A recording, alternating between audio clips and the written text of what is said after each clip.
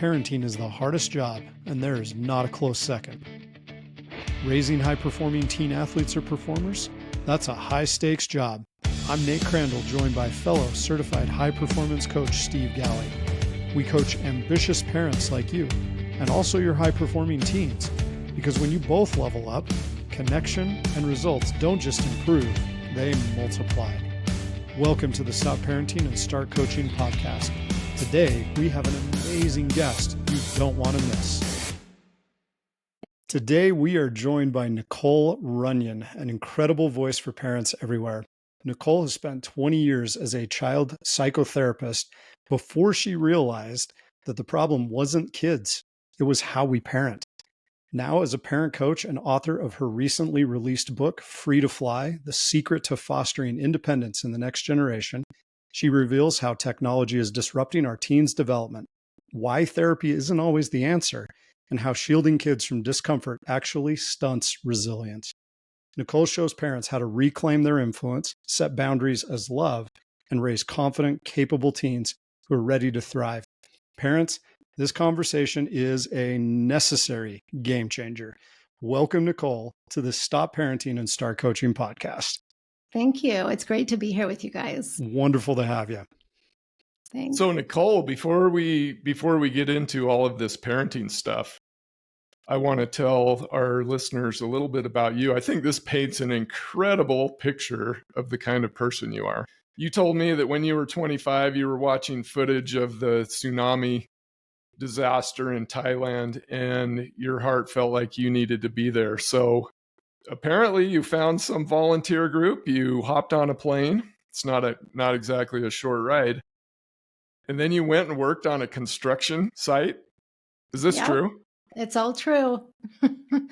I was single. So, I didn't have any reason to not go. I wanted to do something. And I thought, well, I'll donate money or I'll send supplies or something. But my heart, like I said, my heart was there and I wanted to be there. And it was an incredible experience. I've never been prior to that on a construction site. I was doing really hard work. It was hot.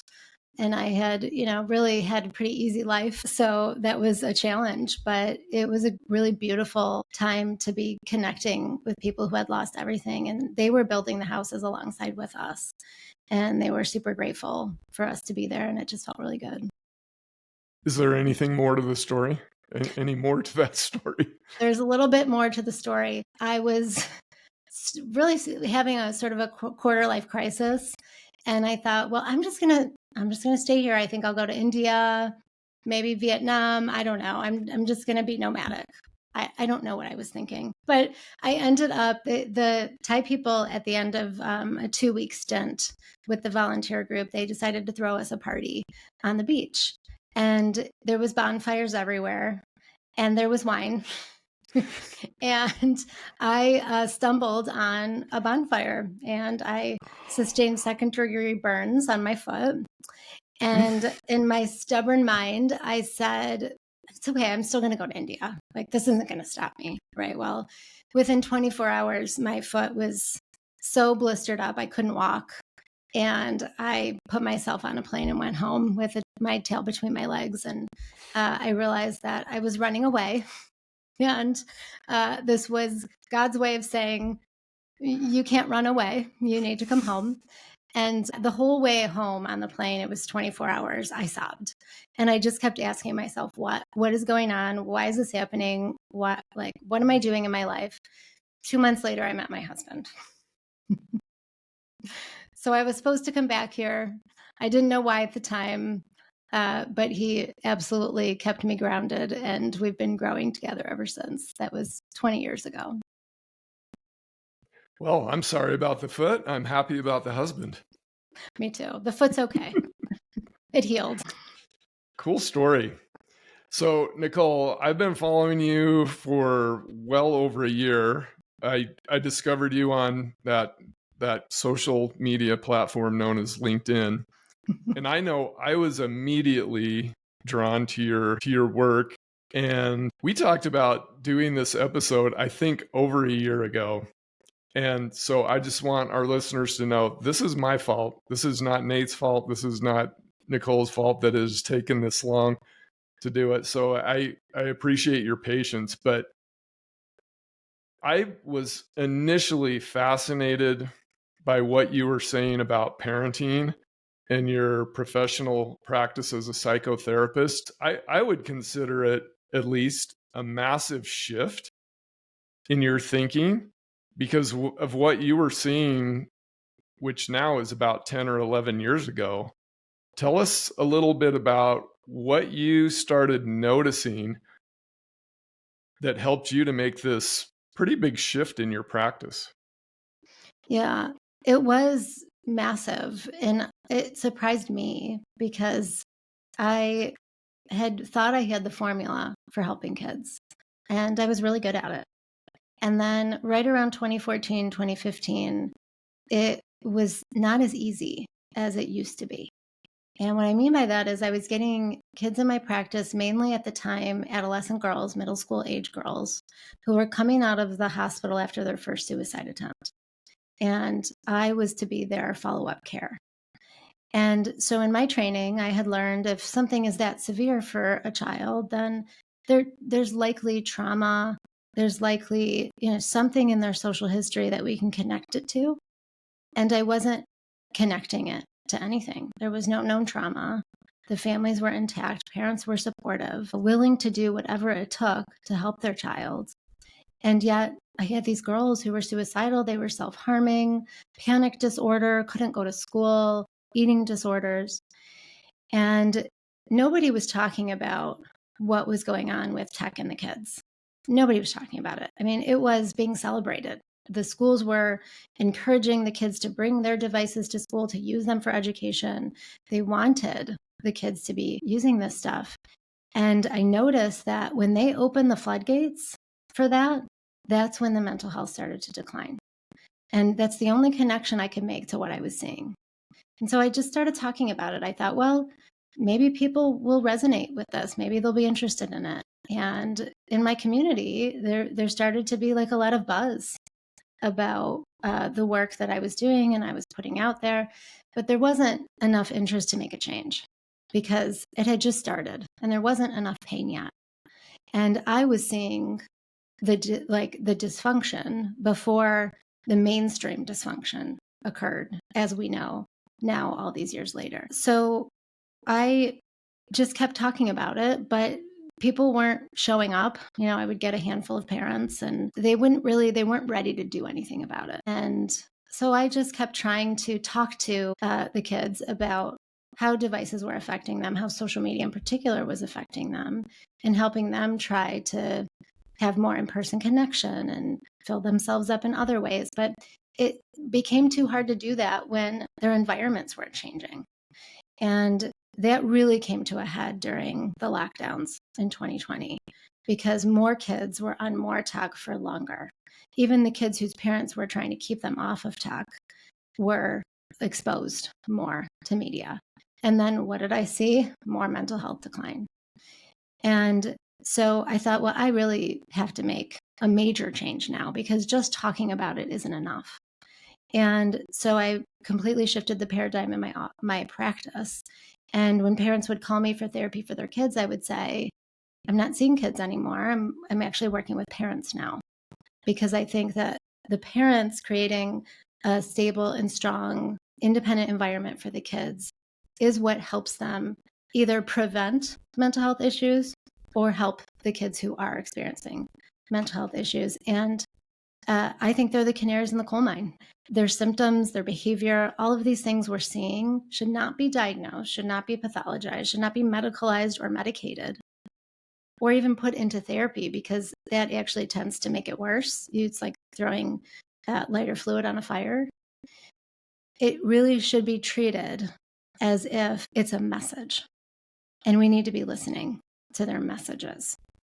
And the only way that we're going to get out of this is if the parents make changes. I remember seeing a number. By the way, my preference is to read books, like the physical book, but I was so excited when I knew that you were going to do your audiobook because I wanted to hear the book. I wanted to hear you speak your book. But I swear I remember seeing a number where you said 70%. Tell me about the 70% number and therapy. This blew me away because it feels like to me, we're just sending so many kids to therapy. Mhm. Yeah, this was out of my own burnout. I took a look at my practice and I took a look at all the cases that I had. And I estimated 70% of the cases of kids that I was seeing were kids whose parents needed help rather than kids who had any real reason to be having mental health treatment. And this was born out of a desire to do two things. One, prevent more kids from needing therapy. And two, to create space for the kids who actually do need it. Because I was getting calls from parents, desperate parents, whose kids really did need therapy, but I had no openings. I had no spaces. And neither did any of my colleagues in the area. We were all calling each other at least once a week. Do you know anyone? Do you know anyone? And everyone was full. And I just couldn't accept that. It was just never going to be okay for me. I felt it was unethical to continue on the way I was practicing. And it was really an easy choice. Now, it was an easy choice to make. It hasn't been an easy shift because it's a real hard sell. Parents would much rather put their kids in therapy. Nate and I talk about this because we coach parents of high school athletes and performers. It's easier to say, hey, just work with our teens. Yeah. Than to work with them. So we definitely feel that. Well, speaking of parents, we're big proponents of parents leading by example. We constantly talk about modeling. I know, in fact, you start your book off talking about the mirror, and you say that the kids mirror us, speaking of the parents. What's the most common blind spot parents are missing about what they're modeling to their teens? The blind spot is that we don't realize we're projecting our own unresolved feelings, our issues from our childhoods, the lack of development maybe that we had, the things we didn't get from our development. And parents inherently want the best for our kids, right? I mean, our goal is to make them better than us in a sense. And what we do is we focus on the external. We focus on their successes or what they're doing to look better than us. But what we're missing is that connection with ourselves first, and then ultimately the connection with them. So if we connected with ourselves, we could acknowledge, oh, wait, this is triggering me. This is my issue. You know, that's just a behavior. I can address that very easily without getting all tied up in the emotion of it. Right. But that's a really hard thing to do. especially with the pressure that I think a lot of parents feel, especially in that high performance, like the athlete, the performer community. There's a lot of pressure for parents to feel like their kids are successful. I think Brene Brown gets into that idea that shame around our parenting is one of the highest measured shame things. Like we feel a great deal of shame about parenting. And so there's a lot of pressure that parents put on themselves. How does a parent in that pressure-driven environment, how do they model resilience instead of stress? Mm-hmm. I think that's all about the connection with our kids. So what that means is that if you're feeling like you're focused too much on the end result, or like I said, the external, that should be a signal that tells you that you're missing connection. Because when you're missing connection, you go into fight or flight or survival mode or anxiety mode. And even just looking into each other's eyes stimulates oxytocin, the release of oxytocin, which is the love hormone. And oxytocin is very calming. So if we're not even looking at each other and we're busying ourselves and we're here and there and everywhere, and then when we are home, we're on devices with our eyes literally in a screen, then our eyes aren't looking at each other. And then anxiety is such an easy go-to. And then we focus on all the things that they're not doing, or they could be doing better, or all those external pressure type stressful things. And then, yes, we go into shame as parents, like I'm not doing enough, or where did I go wrong, or what am I missing? When really all you're missing is put down those devices, go for a walk together, make a meal together. It's very simple stuff and not easy to do when we're so caught up in all the tasks and the things that need to get done. But that's just a sign that we need that more than ever. Yeah, that busyness is a huge enemy there. Yeah. Have you dealt with any parents that they feel hypocritical because they know they're modeling the wrong thing? So, Yeah. because now you're working with parents more than you are working with teens. How do you work with the parent who is beating themselves up because they feel like a hypocrite? Yeah, absolutely. That's a huge thing, because the hardest form of self-reflection is to look at your parenting. So, yeah. Hey, can we use that as a quote? That is incredible. I think that one hits somewhere right around here. Yeah. Oh, yeah. Right in the heart, right? Yeah. I know. Look, I've done it. I have 2 kids myself. It's the hardest thing to do. And so what I do with parents is help them understand that discomfort and doing hard things and working through hard things is growing. And while it's painful and uncomfortable, it's going to lead to growth and a deeper connection with our kids, because what our kids need, so you brought up modeling, what they need is for us to acknowledge, hey, I made a mistake. I'm not perfect, especially when it comes to high performing kids and parents. Kids need to be able to forgive themselves for their mistakes. That's going to come from the parent. So if the parent can do that for themselves, and they can say, yeah, I made a mistake. I should have handled this situation differently, and here's why, and here's what I need to do differently. I'm sorry. Then that can help the parent accept that they're not hypocrites. They're human.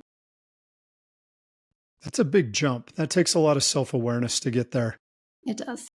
What would help a parent develop that level of self-awareness? Because it's a super underrated thing. Like, I think self-awareness is probably one of the most important traits that we can develop. What would help a parent develop that? Well, I think that speaks a lot to all the distractions that we have in our culture. So, we can talk a lot. I could talk all day with you about kids and technology and how it's affecting their development and how they get addicted to it and what it does to their brain. But we don't talk enough about how parents are using it. And parents are distracting themselves. Parents are, we're in fight or flight because life is all of a sudden, like you said, a lot of stress and pressure. And we do a lot more for our kids, which is another thing we can talk about because they need to be more independent. Parents are in fight or flight. And so when they're done driving their kids everywhere and working and doing laundry and cooking, they're overstimulated. And the only thing that can bring them down is a drug, whether that's social media, whether that's, I don't like the joke of the glass of wine at the end of the day, because I think that's a problem. Binge watching your favorite show, all of these things are taking us out of that ability to sit in the discomfort, to use the other parts of our brain, like our executive functioning, logic, reasoning, critical thinking, because when we're in fight or flight, we're just reacting and we're emotional. And so if we can use all those other parts of our brain, we can start to think about that self-awareness piece. But first, we have to acknowledge that it's going to be painful. It's not going to be fun. And you can't avoid it with a glass of wine or a binge watching episode. If we're going to ask our kids to sit in discomfort, we have to get more comfortable being uncomfortable ourselves. What Absolutely. makes it so incredibly hard to do that, especially when we're striving for excellence? I think that we're expecting too much of ourselves and of our kids. And I'm all about doing hard things and setting goals and setting high goals and achievement, but we're going about it the wrong way. What we're doing is we're pooling all of our resources and giving every little bit of ourselves. And then we're lifting our kids up. And how could they not be successful? because we're falling all over ourselves to make sure that happens. And what I see a lot of happening is the kids don't hold them, they're not accountable to it. So a lot of times they're doing it because it's expected, or their parents make it easy for them to do it because they're doing like all the heavy lifting. And so then that makes that dynamic between the kid and the parent that much more disconnected, because parents are, again, giving too much and kids aren't putting enough of their own motivation and ownership and accountability into it. And if we could get them to put some more of that in, almost more buy-in from them, as a parent, I want to have my kid be more independent. And we're going to get more into that as we go on. But that invitation to sit in discomfort can actually help them feel that level of independence, right? Yes. That's pretty cool. Yeah. But tough to do. It is. And that's what I think parents need to start somewhere, because ultimately it's that separation of letting them take ownership and giving them the independence that's going to give the parent the relief that they don't have to do it all. And then they can start to forgive themselves for mistakes or let themselves off the hook so that it's not so tense and stressful and they're not in fight or flight all the time. Do you have parents fight that? That feels like a paradox. Mm-hmm. Oh, and yeah. it's like, as you're working with the parents, do they have to like make their peace with this paradox of I give up the control, but in giving up the control, I actually get more connection, which in a weird way gives me a greater sense of control? Yes. Yes. That's so huge. And this is why it's a hard sell for parents, because it's hard for them to see the process, right? Because you think, no, but I need all the control. And what if I stop? And this is very much a mom thing. If I stop doing it, then who's going to do it? And we need to be able to trust them to do it. Now, are they going to fall and fail and do things wrong? Yes, absolutely they are. But they need that too. They need that experience. And they need to get to the other side of it. So they learn to trust themselves, but we have to trust them first before they trust themselves. Nicole, do you have any stories? Well, I know you have probably hundreds of stories because you've been in this for a while. Tell us a story of a parent whose intention to rescue actually ended up hurting their teen's resilience. Mm-hmm. So I had a mom and her son was 13 in my office. They were together. And she was talking about how he's becoming very aggressive. He's angry. He is not maturing the way that she would expect for his age. And it was winter. I'm in Michigan. So eventually he got warm in the office and he took off his big coat. He had a huge parka type coat on. He took it off. And he asked me what he should do with it. And before I could say, I have some hanging things out in the lobby, his mom stepped in and said, "Oh, give it to me. I'll take it." And now this was a very subtle interaction, right? Probably something most people would not think twice about, but I stopped our session and I said to her, I said, what just happened? And she said, "Well, if I don't take it, he's going to forget it in your office." And so then I said, "Well, what's going to happen if he forgets it?"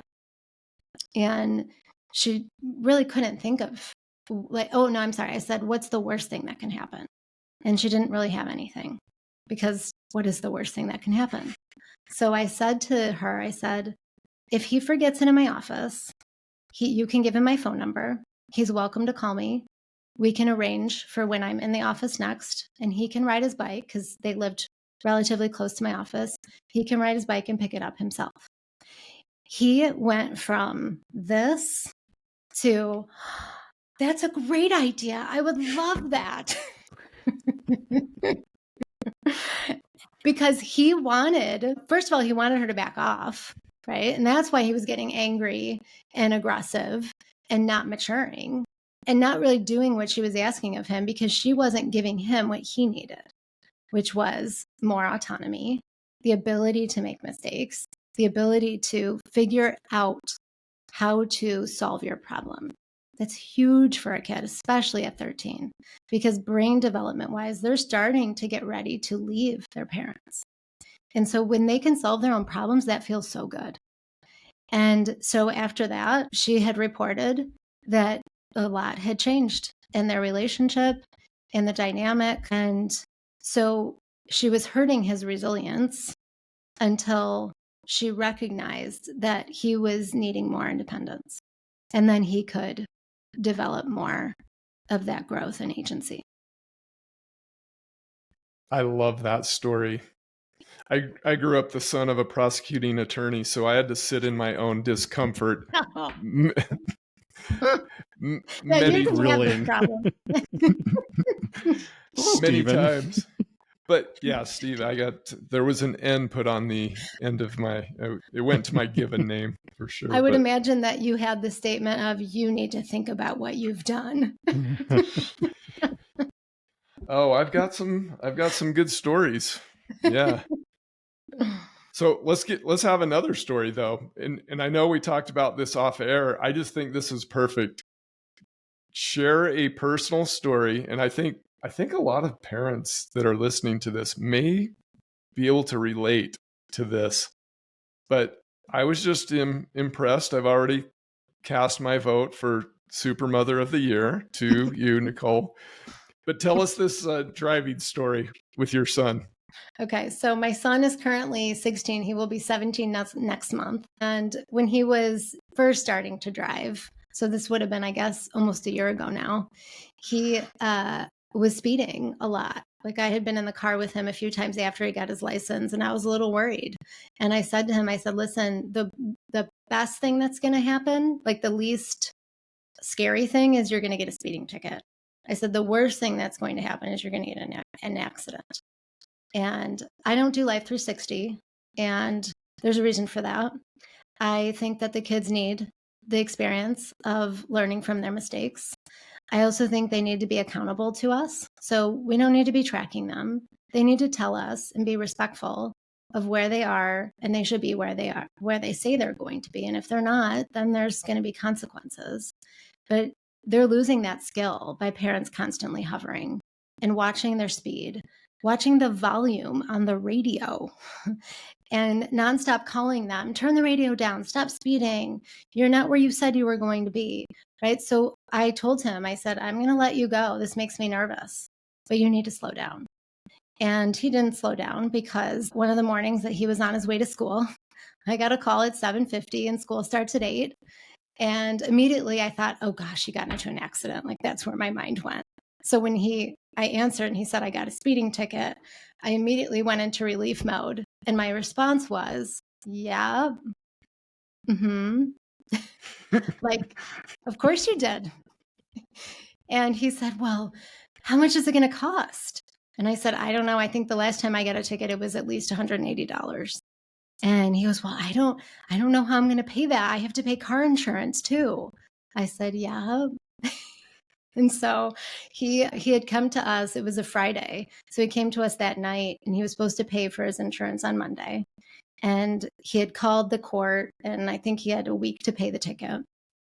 And he says, I don't know what I'm going to do. Do I pay the car insurance or do I pay the ticket? And my husband, it was a little dramatic, I will admit. He said, well, if you don't pay your car insurance, your car will be parked. And if you don't pay your ticket, there'll be a warrant out for your arrest. So That's a great choice. Yeah, right. So he did. He prioritized the ticket, and then he made sure he worked all weekend to make the money, and he actually paid the car insurance on time too. And so it was just a beautiful lesson that made me realize that as parents, like, I could keep him in a container and say what a lot of parents say is, you're not driving, you're not allowed to drive. A lot of parents aren't even allowing their kids to drive. Or again, I could have Life 360 and I could be on him like white on rice, calling him every day about his speed. Or I could just let him experience the consequence. Now, is it scary for me to think that one of the consequences could be that he gets into an accident and either hurts or kills someone else, or hurts or kills himself? Yeah, 100%. But we can't hold on to our kids forever. And they may lose their bodies out in the world, but if they stay with us, they're going to lose their souls. And to me, it's more important to give them that experience of leaving us and us being there, right? Like, who was his first phone call? It was me. Yeah. That's awesome. That is a tremendous story. Great example of giving him the freedom, but doing it in a great way where he can learn, but he's learning with some safety ropes, with a That's safety right. net around him where he can learn a tough lesson, but it's not a fatal lesson. Yep. That's so good. I love that you've created that. I think one of the hardest places for parents to decide how much freedom to give their kids is in the tech space. Like Yeah. you've talked about this, and this is such a challenging conversation to have. Why do parents often hesitate to get really firm with the tech boundaries, even when they know it's hurting the teens? There's tons of research out there about that now. What makes it hard for them to do that? Yeah, it's a great question, because here we struggle with giving them like actual real freedoms out in the world, which is what they need and how they grow and mature.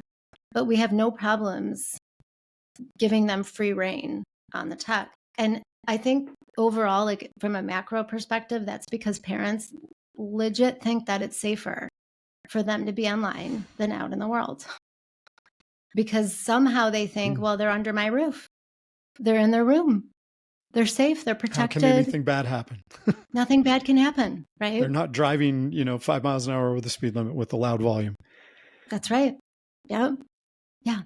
And they're not educated about what actually is going on online. Now, I think at this point in 2025, you'd have to be living under a rock to not know the dangers. And I've actually, when I work with parents, I actually will, give them a little information. And most of the time they say, oh, I know, I've done my research. I've looked into that. But yet, so then it becomes this conversation around, but there's uses for it and it's so creative and he likes to build things. So Minecraft and Roblox are really good. And so there's all this justification around, well, it's beneficial. Okay. But what the risk reward is really off. And to me, if your kid likes to build and they like Roblox, but Roblox is a pedophile hellscape, which was literally the title of a research paper about it, then why wouldn't you have them build, like, buy them some Legos or, Lincoln Logs, Tinker Toys, exactly, go old school. Yeah. If they're older, like start getting into building model stuff and getting intricate and into fine motor skills more. It's very perplexing why we're justifying that there are benefits when the stuff that's happening to them is criminal. It's criminal. Yeah, I'm not afraid to say it. This Roblox thing, because I have a young grandson, and it actually just makes my stomach turn to see what just some absolute evil fiends are doing on this. It's Roblox, right? ROBLOX. Parents, you should check this out before your kids run into it. Yeah, it's awful stuff. Yeah, I was speaking to a group of parents, and I had mentioned Roblox in the talk, and then at the end there was a Q&A, and one mother spoke up. She had teenage kids, and she said, it's interesting you mentioned Roblox because my kids just recently told me, this is how she put it, they had their first sexual experience on Roblox. And I said, I'm sorry to say, that was not a sexual experience, that was sexual abuse. And she had no idea until they told her when they were older. But now we know. So to your point, yeah, we need to be saying it. If your kids are young and they're on Roblox, they shouldn't be. So now we're in chapter 13 of your book, which I'm going to admit I'm kind of odd when it comes to books. I always listen to the conclusion, then I go back to the introduction, then I'll read the first chapter. But so I did all of that, but then I skimmed the chapters and said, okay, before I go through this chapter by chapter. I'm skipping ahead clear to chapter 13. So Yeah. Let's get to what we can do about it. This is the juicy stuff. Because chapter 13, you go into tech boundaries, and I'm just going to set the timer here for 2 hours. You have 2 hours, Nicole, to go over chapter 13. That's all? 2 hours? Hey, he sets a nerd timer on me. I get like a minute. So 2 hours. He really likes you. I was listening to chapter 13, and this is coming from, okay, now I'm a grandpa. I'm a parent of 4 children. I was a teacher for 32 years, high school teacher and coach. And I'm listening to you talk. And when I first heard the things that you were saying, which I think now many people are jumping on board with your position, I think, because they realize the dangers. I'm like, man, this Nicole is hardcore. This is tough. So let's just face it, for most parents that are going to be listening to this, if they have teens, the genie's already out of the bottle. Mm-hmm. They have lifted the Pandora's box lid is up. And they're probably asking themselves, okay, so how do I create these boundaries, especially the ones that Nicole is talking about? How do I do this without creating World War III within the walls of our own home? Yeah. Okay, the floor is yours. Go for it. Good. Wonderful.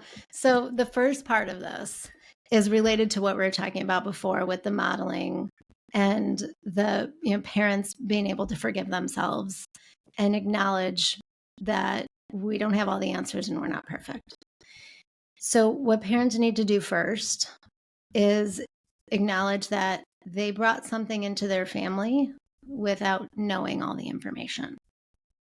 And that's okay, right? Because we don't know what we don't know. And when we do know, we have to take power and control and find solutions and do something about it. So parents can first come to terms with that on their own before they even have the conversation with their kids, because there needs to be an apology. I'm sorry that we opened this box before we had all the information. And now we have the information. Now we know. We've learned so much.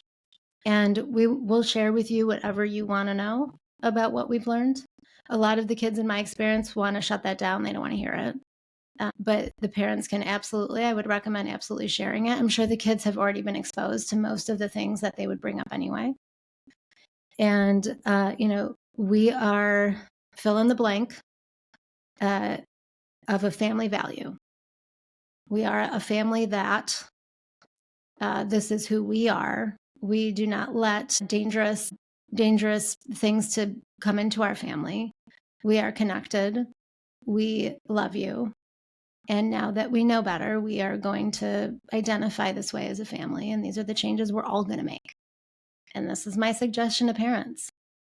If you don't have to be on social media, and when I say have to, I mean like I feel like I have to be, and maybe that's just a story I'm telling myself, but in order to get this message out to parents, I'm on social media. But if you don't have to be for your business or for your work and you're just using it to scroll, stop. Because you need to model that for your kids, that this is not healthy and it's not working. And talk about being hypocritical. I do believe that if parents are using it in an unhealthy way and they want their kids to get off, then they need to get off too. So that's the beginning of it. And then it's a conversation around how that looks. Because what I think most parents do is they panic about taking it away, and then my kid's going to be depressed. They're going to be socially isolated. They'll lose their friends. They won't get invited to any of the get-togethers or the parties. So the idea is that you have to come up with a plan for the family to fill them up in the real world with real connection, with skills to continue to connect to their friends without it, because it's absolutely possible.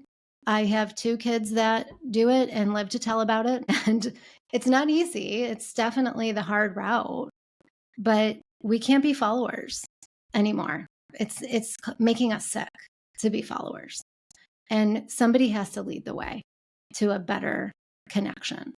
And so giving your kids those skills, those social skills to learn how to connect in real life is necessary if you're going to take it away. You can't just take it away and then just see what happens. That's a disaster.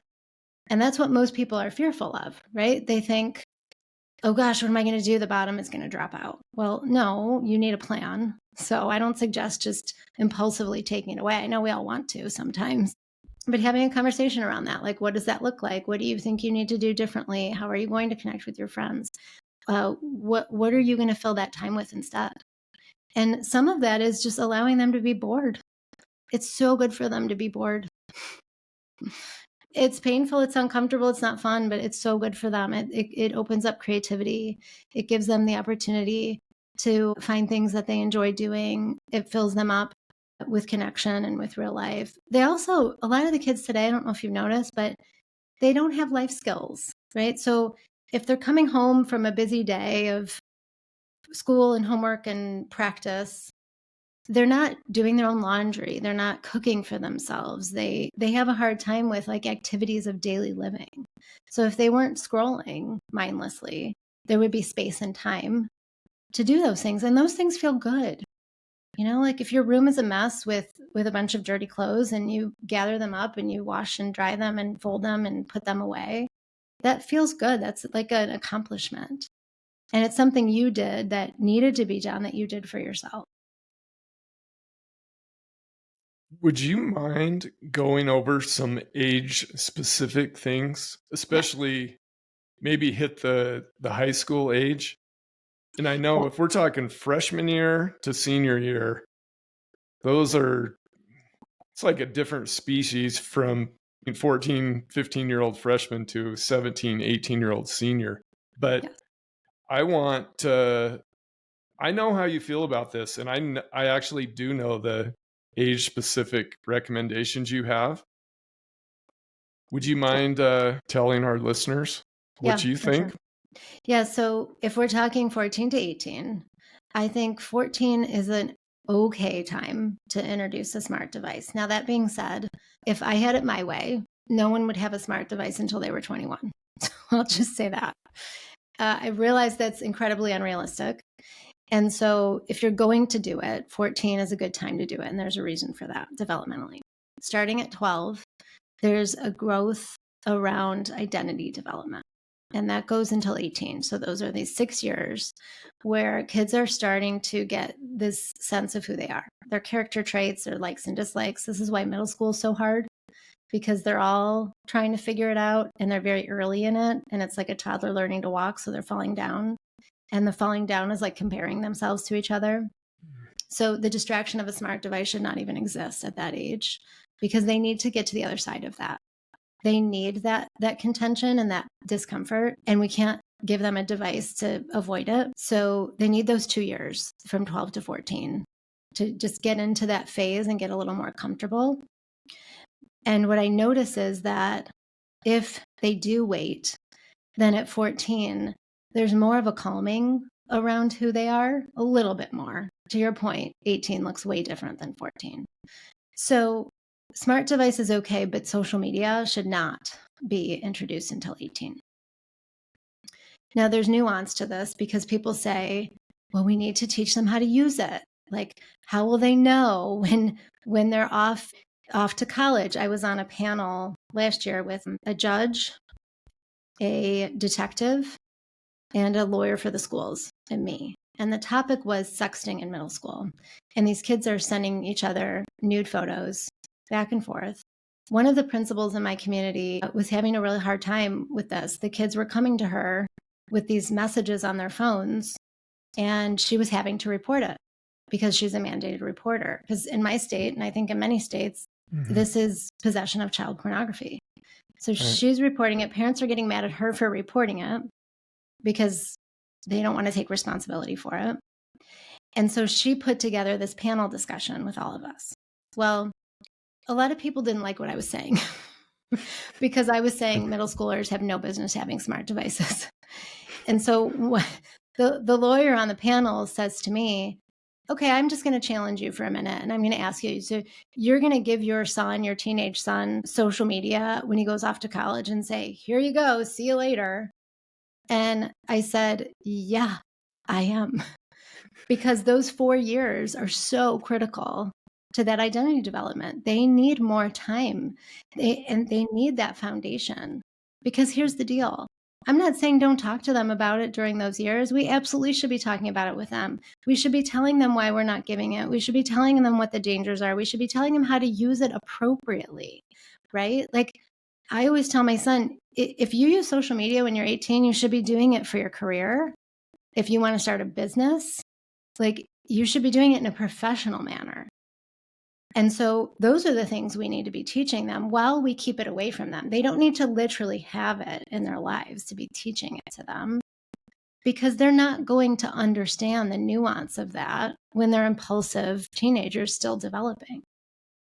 And by the way, our brains aren't fully developed until we're 25 anyway, right? So we think 18 is the year of some kind of a magic adulthood thing, but there's still a lot of growing to do.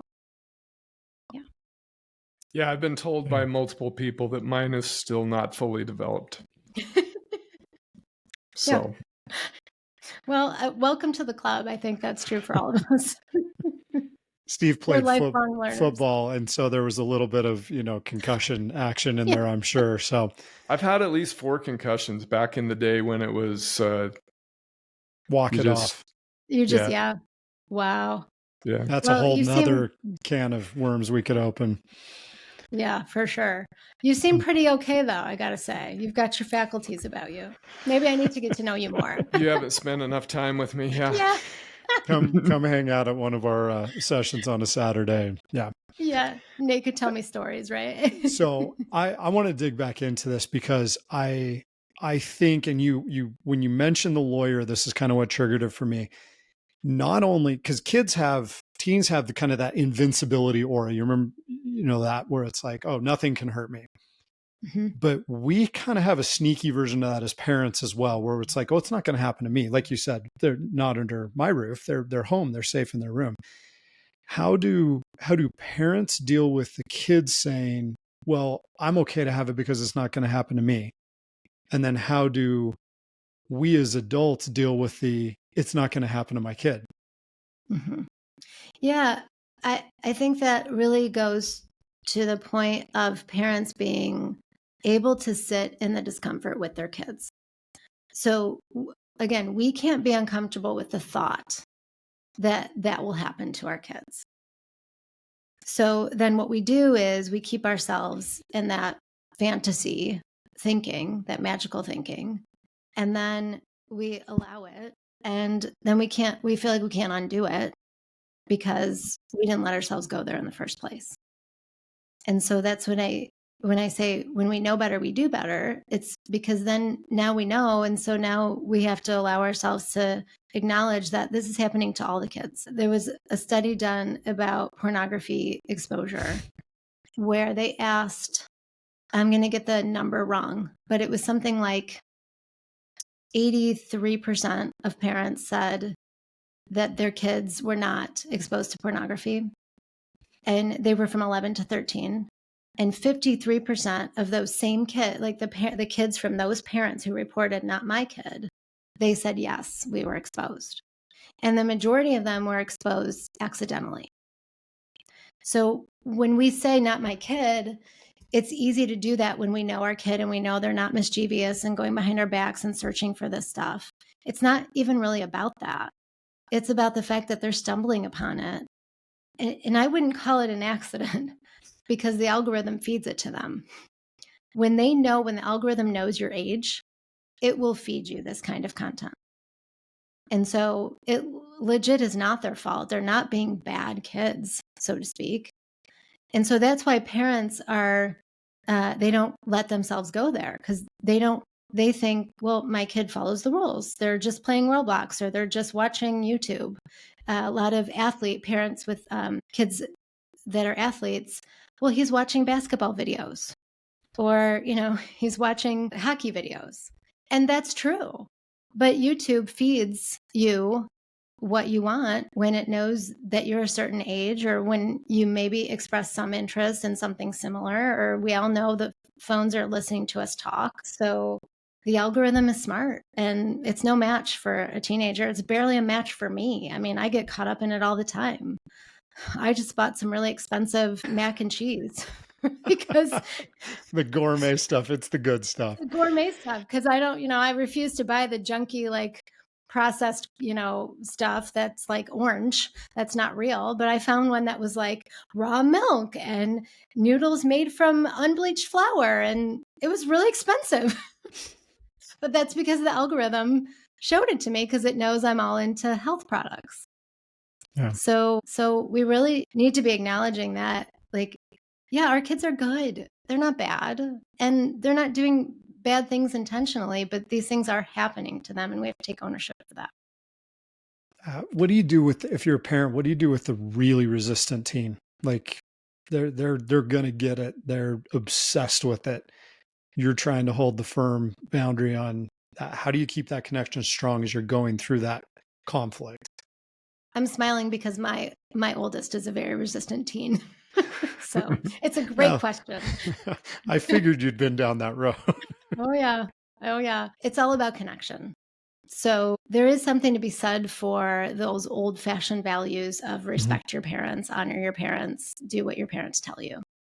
Right? And it's not that simple. It's not, they're your parents, so 1 + 1 = 2. We have to do the work to create that relationship, to nurture that relationship, so that they do honor and respect us. And that's what I've learned from parenting a very strong-willed child, is that I have to stay connected to him. I have to maintain that. And that means that I do the hard work. That's up to me. That's not up to him. And so what his role in that is like responding to me and respecting and honoring the rule. And of course, I explain to him why. And then there is this trust.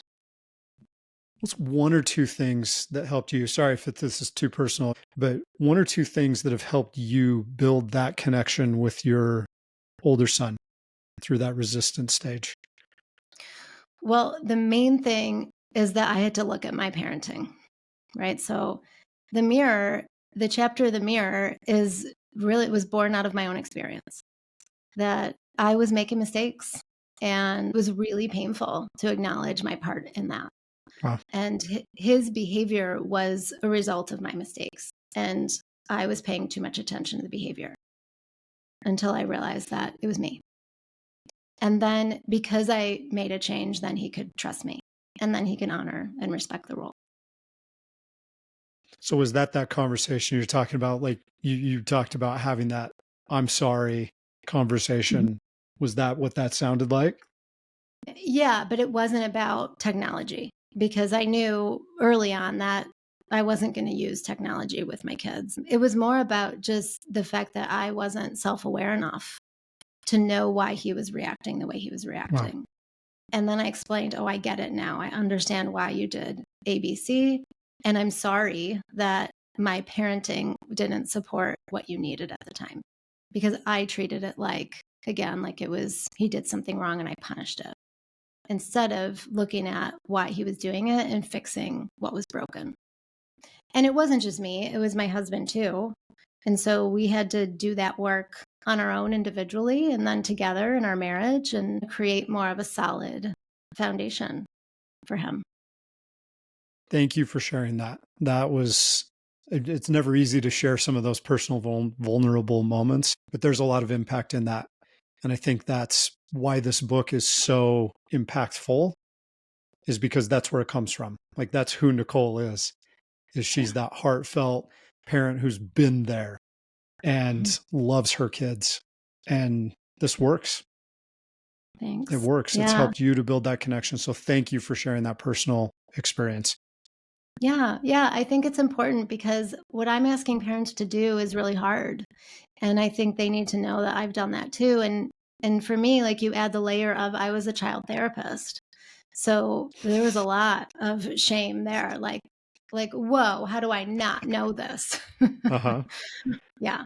So yeah, I think modeling is huge, and I will be happy to share my experience because I think it's important for people to know. I'm not sitting here perfect. I've made all the mistakes and I've learned from them, and I want to share with everybody because ultimately my goal is to help the kids, and I think now my calling is to help the parents help the kids because parents are more powerfully positioned to do this work than a therapist is.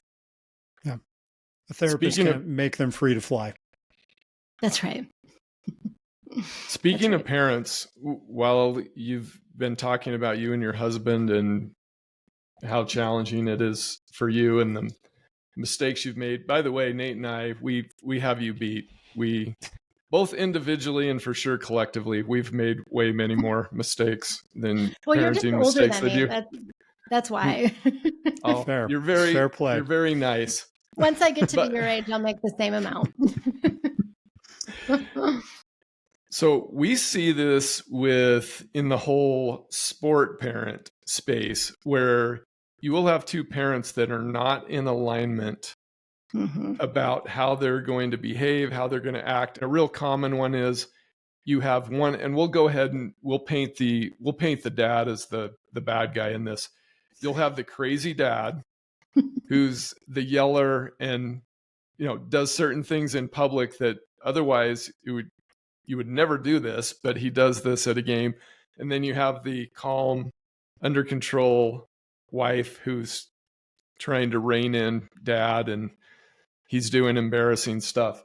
But what would you say to parents? And we could also go with the whole single parent route too, because that adds a whole new dynamic to this. But what would you say between husband and wife as they are trying to deal with this tech boundary situation? In fact, maybe they have let the genie out of the bottle. They want to make the apology. They want to pull it back. But one side is saying, oh, no, we can't do that. It's going to be too hard. What would you say to the parent who really wants to make this happen, but they're getting resistance from their spouse? That's a great question. I see that a lot, for sure. I think that they need to take it under the surface. So if you're not aligned in some way in your parenting, then chances are there's a disconnect somewhere in your marriage, somewhere along the way. And this is getting more into a therapy kind of thing than a coaching thing. That's why I asked you. Yeah. Yeah. And, interestingly enough, I do, at least in Michigan, because I'm licensed to practice therapy here in Michigan, I do get into therapy with some of the couples I work with because there is a lot of underlying stuff.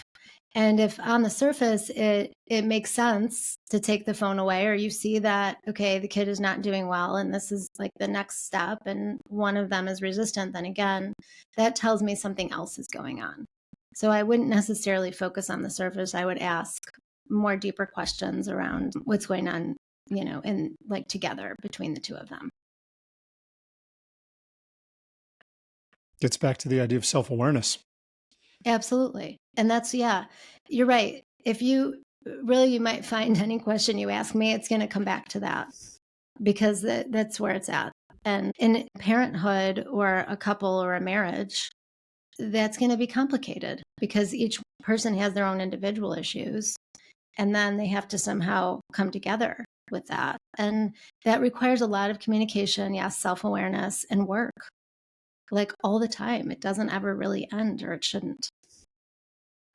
Wow, this has been wonderful, Nicole. Before we finish up with the obligatory name all the places where people can find you, Nate, do you have any final question, comment? Well, that's Pandora's box right there, because I could, like I said, I could sit with Nicole for hours and hours and hours just picking her brain about just all the amazing stuff. I just wanted to say thank you. I think just the information that we've gone through today is so incredibly valuable for our parents who are trying so hard to help their kids be the best that they could be. And just, listening to some of these things, following up, making sure that you're learning more yourself as a parent. Look in that mirror, be self-aware, and invite the learning in. Follow Nicole, get to know some of those things, do some research yourself, read the books. It can only help you get better. And as you get better, your kids get better. And I can't thank Nicole enough for all the wisdom that she's shared with us today. So thank you so much for that. You're welcome. Thank you. It was an honor to be here with you guys. So Nicole, I know you're probably going to have to mention a social media platform during this, but Yeah. this will be for the adults, whether their brains are fully developed or not. But if people want to get into more detail and learn more about what you're doing, where do they go? Well, I am most active on LinkedIn. I feel like that's the least of all the social media evils, if you will. And that's where I met you. So I know. it's been good. Yeah. So I'm Nicole Runyon on LinkedIn. I am on Instagram and Facebook at iGeneration Mental Health. And my website, NicoleRunyon.com, has all kinds of resources. I have a blog on there. And obviously you can get my book on there as well. And I'm going to put links to all of this in the show notes. And I'm also going to put a link in there for people to buy your book. And so they can buy the physical book, or you can get it. Is it on anything else besides Audible? I know I got it on Audible. Is it anywhere else? It's on, they said iTunes, but I think what it actually is iBooks, but it's the Apple version of iTunes. Yeah. So yeah, but those are the only two places it's available. Awesome. Parents, check it out. Maybe I'm going to give you a final word, Nicole. What encouragement would you give to parents who are listening to this and they feel a little bit of a spark? They feel a little bit of a prompting to make a bold move, but it's like they're standing at the edge of the high dive and they're afraid to jump. What would you say to them? I would say that there is no greater reward than feeling at peace with a sense of confidence over your parenting, and that's just for you as an individual. So if you think about what it would do for your kids, our kids today this generation of kids is not expected to outlive their parents. They're not healthy. And so if you felt like you were a more confident parent that could stand on their authority, then that's benefiting you. But the benefit to them is that you're raising a healthy child who becomes not just a healthy adult, but the sky's the limit to what they can do and achieve and the person they can be. So that, to me, that reward is well worth any of the hardship or the work or the fear of jumping. Nate Crandall and Steve Galley would like to thank you for tuning in to this episode. If you love what you're experiencing and learning from the Stop Parenting and Start Coaching podcast, please like, comment, and or leave a glowing review of this episode and the show. And to further help Nate and Steve expand their reach and impact thousands of parents, athletes, and performers, please share the show and subscribe to the Stop Parenting and Start Coaching podcast channel on YouTube. And if you want to explore further to see what Nate and Steve are creating to help parents of athletes and performers everywhere, please visit their website at createtransformbecome.com.